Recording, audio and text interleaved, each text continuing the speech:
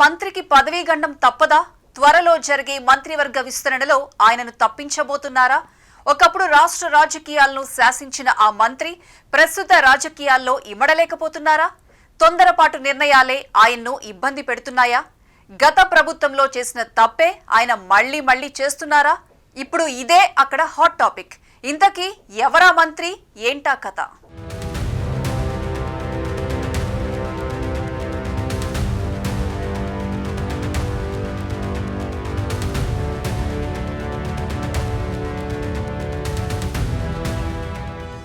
ఆనం రామనారాయణ రెడ్డి. ఉమ్మడి ఆంధ్రప్రదేశ్లో ఈ పేరు తెలియని వారు ఉండరు. ఆనం అంటే ఒక బ్రాండ్. ఒకానొక దశలో ఉమ్మడి ఆంధ్రప్రదేశ్ ముఖ్యమంత్రి అభ్యర్థి రేసులో నిలిచిన వ్యక్తి ఆనం రామనారాయణ రెడ్డి. అలాంటి ఇమేజ్ ఉన్న ఆనం ప్రస్తుతం పాలిటిక్స్లో ఇమడలేకపోతున్నారా అనే ప్రశ్న ప్రస్తుతం అందరి మనసులో మెదులుతోంది. ఎందుకంటే 2019 ఎన్నికల ముందు తెలుగుదేశంను వీడి వైసీపీలో చేరారు. జగన్ ఆయనకు వెంకటగిరి టికెట్ ఇచ్చారు. అంతేకాకుండా మంత్రి పదవికి కూడా అర్హుడే అని అంతా భావించారు. కాని జగన్ కొత్త ముఖాలకు ప్రాధాన్యత ఇచ్చారు. దాంతో ఆనం వర్గంలో అసంతృప్తి మొదలైంది. వైసీపీ ప్రభుత్వంపై ఆనం అసహనం వ్యక్తం చేశారు. అధికారుల పనితీరు సరైనది కాదని బహిరంగంగా విమర్శించారు. ఆ తర్వాత పరిస్థితి మరింత దిగజారింది. పార్టీలో ఆయనపై వ్యతిరేకత పెరిగింది. జగన్ నాయకత్వం ఆనం మీద నమ్మకాన్ని కోల్పోయింది. చివరికి వెంకటగిరికి మరో ఇన్ఛార్జిను నియమించారు. ఎన్నికలకు సరిగ్గా ఏడాది ముందు వైసీపీ ఆనం సహా మరో 2 ఎమ్మెల్యేలను పార్టీ నుంచి సస్పెండ్ చేశారు.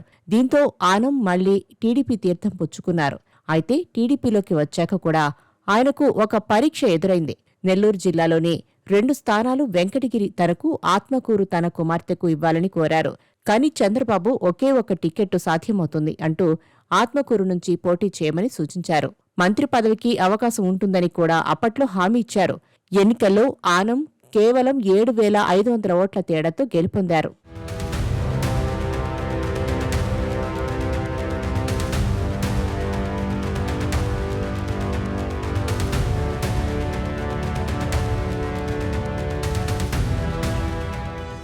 ఎన్నికల్లో గెలిచిన అనంతరం ఆనం రామనారాయణ రెడ్డిని రాష్ట్ర కేబినెట్లోకి తీసుకున్నారు. ఆయనకు దేవాదాయ శాఖ బాధ్యతలు అప్పగించారు. నెల్లూరు జిల్లాకు ఈసారి 2 మంత్రి పదవులు ఇవ్వడం విశేషం. అయితే ఆనం మంత్రిగా బాధ్యతలు స్వీకరించినప్పటి నుంచి పెద్దగా యాక్టివ్గా వ్యవహరించలేదనే విమర్శలు పార్టీలో వినిపిస్తున్నాయి. వైసీపీ నాయకుల విమర్శలకు గట్టిగా స్పందించలేకపోవడం, అవినీతికి సంబంధించిన ఆరోపణలు ఎదుర్కోవడం, తన అనుచరులపై ఇసుక దందా ఆరోపణలు రావడం.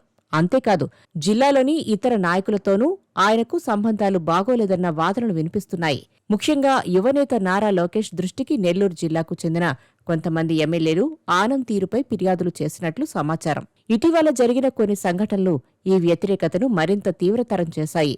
ముఖ్యంగా సింహాచలం దేవస్థానంలో గోడ కూలిన ఘటన విషయంలో ఆనం తూతూ మంత్రంగా వ్యవహరించారన్న విమర్శలున్నాయి.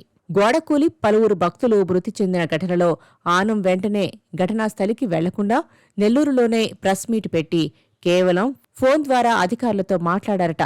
ఇక మరోవైపు హోంమంత్రి అనిత మాత్రం తక్షణమే సింహాచలం చేరుకుని బాధితులను విమర్శించి పరిస్థితిని సమీక్షించారు. ఆమె వేగవంతమైన స్పందన ప్రభుత్వంపై దెబ్బ పడకుండా చూసింది. ఈ విషయంలో ఆనం తీరుపై ముఖ్యమంత్రి చంద్రబాబు ఆగ్రహం వ్యక్తం చేశారట. దాంతో ఆనం మంత్రి పదవికి వచ్చే రోజుల్లో మళ్లీ సవాళ్లు ఎదురయ్యే అవకాశం ఉందని విశ్లేషకులు చెప్తున్నారు.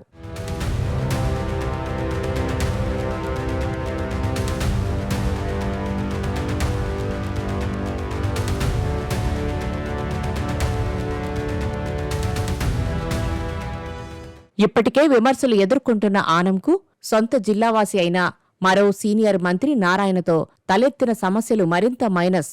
నారాయణ సీఎం చంద్రబాబుకు అత్యంత సన్నిహితుడైన మంత్రి. అలాగే యువనేత నారా లోకేష్కు దగ్గరవాడు కూడా.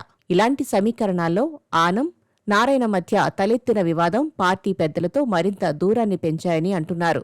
సమస్య మొదలైంది నెల్లూరు నగరంలోని వీఆర్ హైస్కూల్ అభివృద్ధి విషయంలో. గత వైసీపీ హయాంలో మూతపడిన ఈ పాఠశాలపై నారాయణ ప్రత్యేక శ్రద్ధ చూపారు. తన కుమార్తె ఆధ్వర్యంలో ఎస్వీసీ కంపెనీ సిఎస్ఆర్ ఫండ్స్తో పాఠశాలను అభివృద్ధి చేశారు. అంతర్జాతీయ ప్రమాణాలతో రూపకల్పన చేసి దీనికి వీఆర్ మున్సిపల్ కార్పొరేషన్ హైస్కూల్ అనే పేరు పెట్టారు. దీనిపై ఆనం రామనారాయణ రెడ్డి తీవ్రంగా అభ్యంతరం వ్యక్తం చేశారు. సిఎస్ఆర్ ఫండ్స్ తీసుకుని మున్సిపల్ కార్పొరేషన్ పేరు ఎలా పెడతారు అంటూ బహిరంగ వేదికపై నిలదీశారు. కార్పొరేషన్ ఈ స్కూల్కి ఎంత నిధి ఇచ్చిందో చెప్పాలంటూ ప్రశ్నించారు. అంతేకాదు అప్పట్లో పాఠశాల కళాశాల అభివృద్ధికి వెంకటగిరి రాజాలు 50,000 రూపాయలు విరాళం ఇస్తామని తమ పేరు పెట్టాలని మేనేజ్మెంటును కోరిందట. అయితే ఆ డబ్బులు ఇవ్వలేదని, అయినప్పటికీ వెంకటగిరి రాజాల పేరును తాము పెట్టి అదే పేరుతో విద్యా సంస్థలను కొనసాగించామని నారాయణరెడ్డి చెప్పుకొస్తున్నారు. 45 ఏళ్లుగా ఆనం కుటుంబం వీఆర్ విద్యా సంస్థల మేనేజ్మెంట్ నిర్వహిస్తున్నట్టు చెబుతూ వైసీపీ హయాంలో రాజకీయ కక్షతో తన వారిని మేనేజ్మెంట్ నుంచి తొలగించారని ఆరోపించారు. టీడీపీలో చేరిన తర్వాత ఆ విద్యా సంస్థలను తిరిగి తమకు అప్పగించాలన్నదే ఆయన ప్రయత్నమని చంద్రబాబుతో కూడా ఈ విషయం మాట్లాడినట్టు సమాచారం. అప్పట్లో చంద్రబాబు కూడా సానుకూలంగా స్పందించినట్టు ఆనం అనుచర వర్గాలు చెబుతున్నాయి. అయితే నారాయణ తనే పాఠశాల అభివృద్ధి చేపట్టి మున్సిపల్ కార్పొరేషన్కి అప్పగించడమే ఆనం ఆవేదనకు కారణమైంది. దీని గురించి నారా లోకేష్ సమక్షంలో బహిరంగంగా మాట్లాడడంతో ఆనం వైఖరి లోకేష్ను తీవ్ర అసంతృప్తికి గురిచేసిందట. విషయం చంద్రబాబు దృష్టికి వెళ్లడంతో ఆయన కూడా ఆనం తీరుపై అసహనం వ్యక్తం చేసినట్టు తెలుస్తోంది.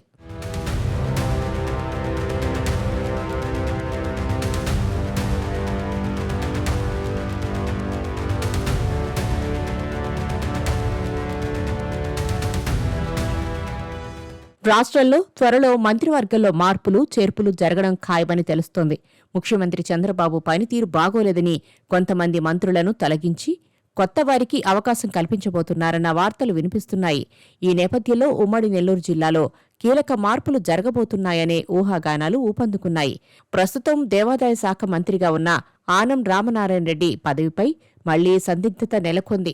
మంత్రి అయ్యాక పెద్దగా యాక్టివ్గా కనిపించకపోవడం, జిల్లాలోని ఇతర నేతలతో విభేదాలు, ముఖ్యంగా మంత్రి నారాయణతో బహిరంగంగా గొడవకు దిగడం, నారా లోకేష్ అసంతృప్తికి గురయ్యేలా మాట్లాడడంతో మంత్రివర్గంలో ఆయన కొనసాగే అవకాశాలు సన్నగిల్లేలా చేశాయని అంటున్నారు. ఈ పరిస్థితుల్లో జిల్లాలోని ఇతర నేతలు మంత్రి పదవిపై ఆసక్తిగా చూస్తున్నారు.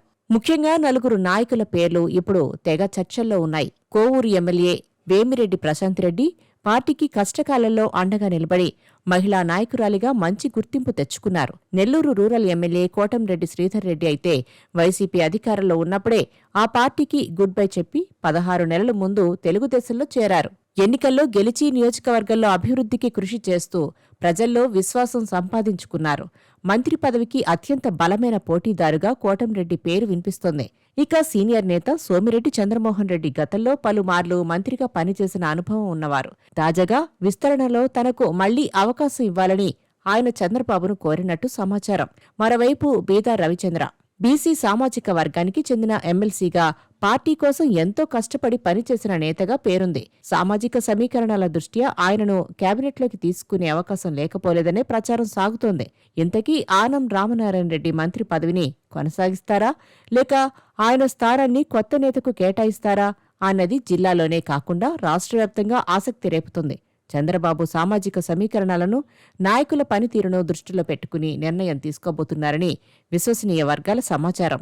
మరి ఆనంకు పదవిగండం తప్పదా? ఒకవేళ ఆనం మంత్రి పదవి తొలగిస్తే జిల్లాలో ఎవరికి ఛాన్స్ దక్కుతుందో తెలియాలంటే వేచి చూడాల్సిందే.